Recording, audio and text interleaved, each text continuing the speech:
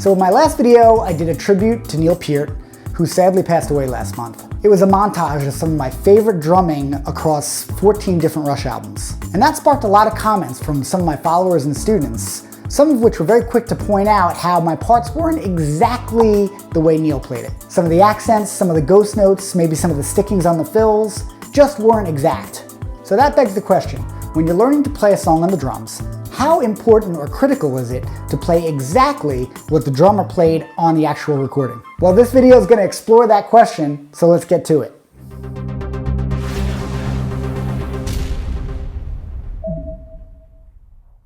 Now, before we get started, if you're new here, this channel is devoted to all things drumming and I come out with a new video each week. So if getting better on the drums is your goal, I suggest you subscribe and ring that notification bell. That way you'll be the first to know as soon as a new lesson is released. So as a drum teacher, I like to equip my students with the tools to be able to play any kind of fill or any groove that's happening in the song just by listening to it.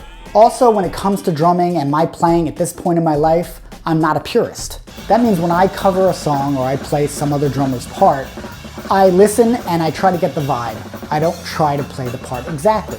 Now, of course, depending on the situation, some drum parts call for you to be a little more exact than others. But I would argue that I'm never exactly note for note perfect, nor do I care or strive to be. So for you drummers out there that insist on covering every single note exactly, there is a precedent for that. But for me, it's very much on a drummer by drummer basis. So let me take you back to when I was a young player and I was a little bit more pure-minded in terms of learning drum parts.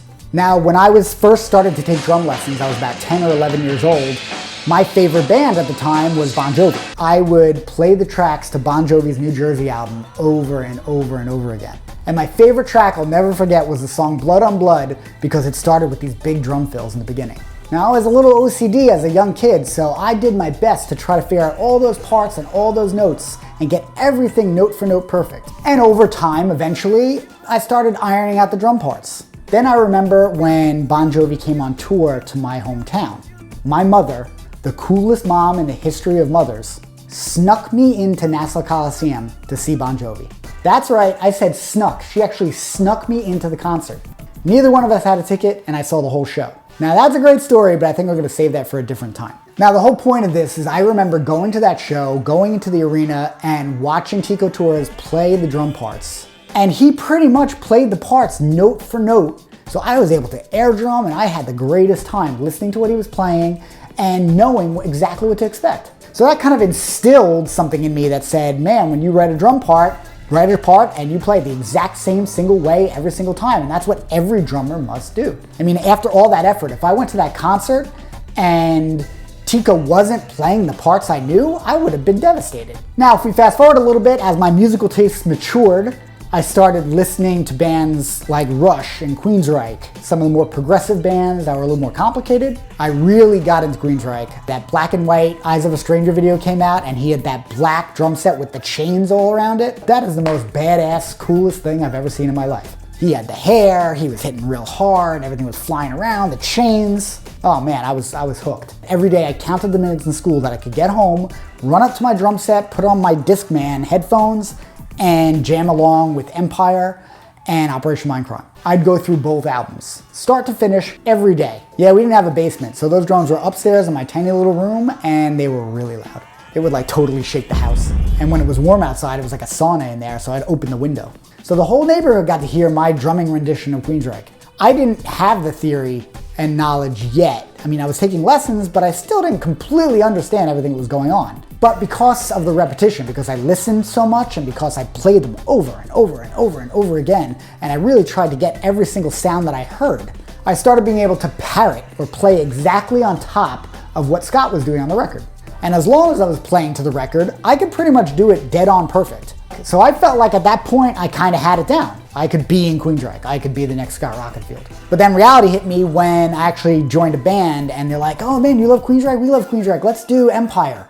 I learned there's a big difference between playing on top of a recording versus trying to drive a band yourself. Basically, I couldn't do it. My time was all over the place, my confidence, I was trying to play the fills, but nothing was lining up. Yeah, it was pretty eye-opening. That's when I finally buckled down and started asking my teacher, what am I doing wrong?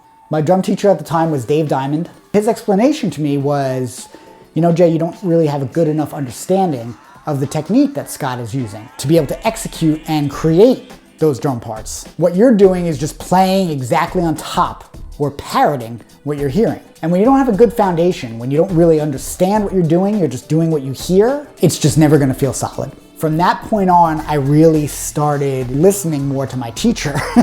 It was a few years later that Sting came out with the 10 Sumner's Tales record. And Dave Stark, my teacher at the time, turned me on to the song 7 Days, and my first real introduction to Fenichel. Now, of course, I immediately got obsessed with Sting, I got obsessed with Vinny, and I got obsessed with every drummer that Sting has ever hired. But the thing that really stood out was when he released a video for 7 Days. And the video, you could look it up on YouTube, and I'll include the link in the description here, is just them actually playing in the studio. They're playing along in the studio recording the track. But the thing that drove me nuts was whenever the camera went on Vinny, he wouldn't be playing exactly the part that was laid down on the album. Now as a drummer, I'm watching this and I'm like, his hand is on the hi-hat, but he's not playing the same thing. He's hitting a cymbal, but it's not exactly the same way. And what they would do to compensate is the camera would just focus on him and then cut away at the last second when he did something very drastically different. But I could tell. I'm like, hey, what the hell? This guy's not playing the same thing.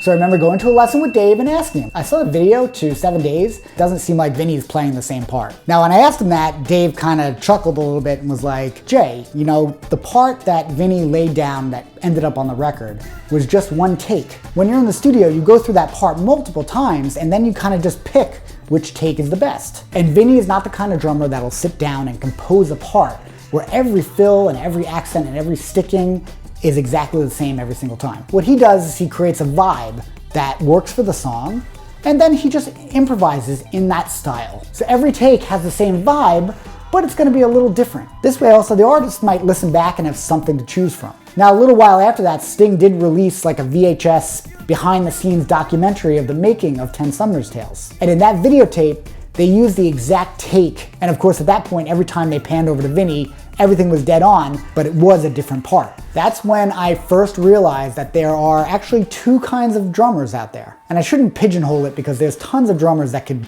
go back between both situations. But for simplicity's sake, let's say there are drummers out there like Neil Peart and Scott Rockenfield and Tico Torres. And for those situations, they compose a drum part.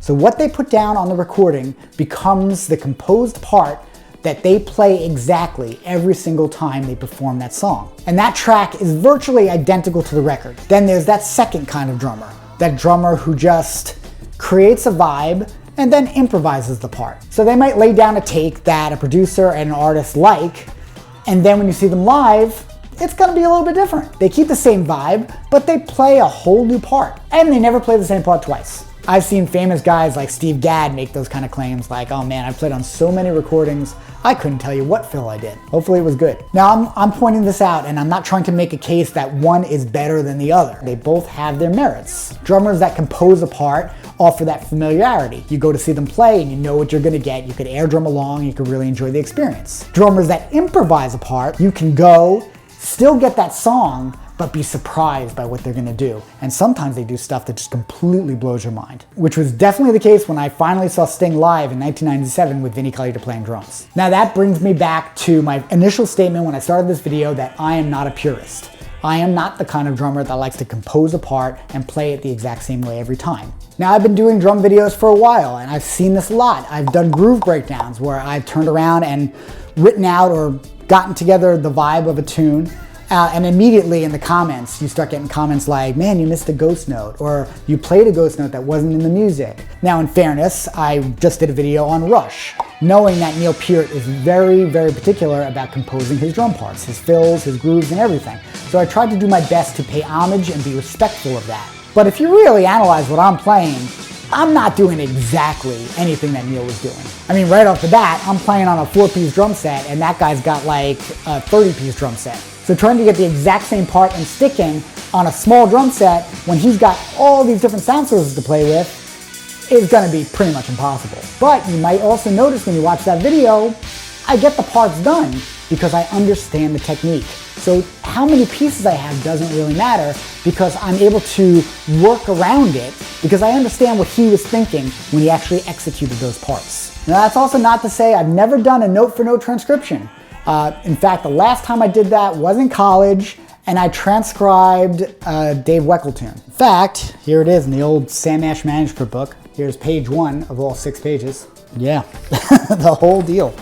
Now, by that point, I knew that Dave Weckl was not a purist. He's not the kind of guy that's gonna write a drum part. So I guarantee that if I ever saw him play Festival de Ritmo live, it would be completely different, and he probably couldn't turn around and play that same take note for note. So why did I go ahead and transcribe it note for note? It wasn't to learn his part. It was to understand his technique. I wanted to get into his mind. I wanted to understand what he was thinking when he sat down to play that take. Now, it's good practice to be able to differentiate the drummers that just write a solid drum part and it's note for note exact the same versus those that tend to improv drum parts. And the best way to do this is to listen to the sound recording and then watch them play live. Now, ultimately, you have to decide what kind of drummer you want to be. I'm going to tell you right now, it is easier and more finite to be the kind of drummer that learns parts exactly. It takes a lot more skill, technique, practice, and vocabulary to be able to improvise the drum part on the fly. Make it different every time, but keep it the same vibe. But not every drummer's goal is to be a technical master. So if your goal is just to be able to play some songs and nail it, then that's fine. Basically, it comes down to the situation, and you have to decide what is best for the musical situation. Should you compose a part, or should you be improvising a part? Either way, whether you're a purist or not, you're gonna have to have a good understanding of what that drummer was thinking and what technique he was using when he created that part, or else you're just gonna end up like a parrot, and nobody wants to be a parrot. So either way, whether you're a purist or not, my advice is to really get into the technique that whatever drummer you're a fan of studied to get to that level to write that part in the first place. If you don't have a good understanding of the technique and you do what I did as a young player, you'll be good at playing on top of the recording, but you'll never be able to drive a band. So try to study what that drummer was thinking. Try to study what that drummer studied. Try to listen to some of the music that drummer listened to. The more you study, the more you practice, the more you'll be able to play the tracks that you love to play, and do it with authenticity. All right, so that's all I got for you for this video. Now it's your turn. So are you a purist or are you more of an improviser? Which style do you like better? Go ahead and let me know in the comments. And remember, when you're learning drum parts, practice them with purpose.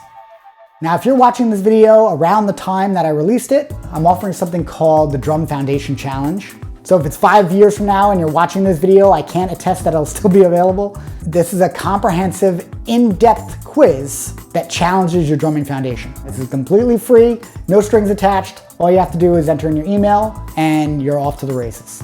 If you could get through the whole thing, you have my respect, and definitely leave me a comment, let me know you were there. So if you got the stones to really test your foundation, head over to thedrummersalmanac.com and take the challenge. And as always, I rely on drummers like you to spread the word and to grow this channel. So giving me a like is a huge boost. If you're new to the channel, consider subscribing. I come out with new lessons all the time. And the other big thing, of course, is sharing. So I mean, if you got something out of this video and you have a drummer that you think will get something out of this, pop it up on your social media and share it with them. Thanks for checking it out, and I'll see you next time. Oh man, I gotta find my college notebook. Hold on. Oh, crap. It's over here somewhere. Oh, yeah, I found it.